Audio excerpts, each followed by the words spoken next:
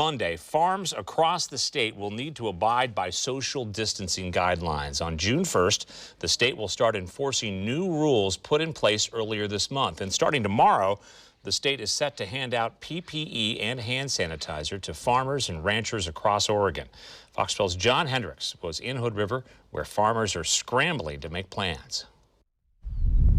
Below the awe of Mount Hood, the orchards around Hood River are teeming with small fruit. Things are going pretty well. The talk here, the pear crop likely not as strong as last year, and new regulations to prevent any cases of COVID-19 among farm workers. Employees are our most valuable asset.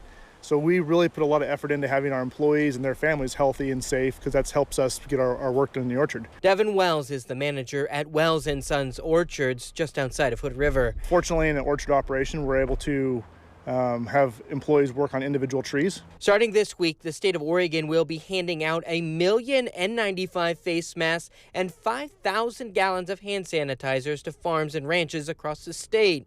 The governor's office issued these guidelines that will be in place through October. A toilet must be provided for every 10 workers. They must be sanitized 3 times a day. Hand washing stations must also be cleaned 3 times daily as well.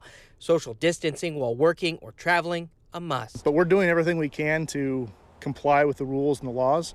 It's just a matter of making it happen and honestly being the safest we possibly can so that the virus doesn't spread through our workforce. Also part of this is housing for migrant workers. Wells says they should be fine as their homes are single person, but others around here may be met with a challenge. Housing is going to be a real big problem, and hopefully there's going to be people that are getting solutions put together, maybe some mobile housing units. The state is currently working on a plan on how to tackle that. Wells says the new rules could cut some housing in half, valuable space needed for the harvest this year. Our Oregon agriculture depends on a workforce.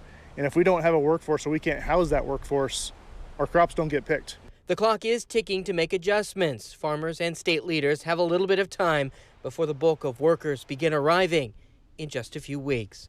Reporting from Hood River, John Hendricks, Fox 12 Oregon.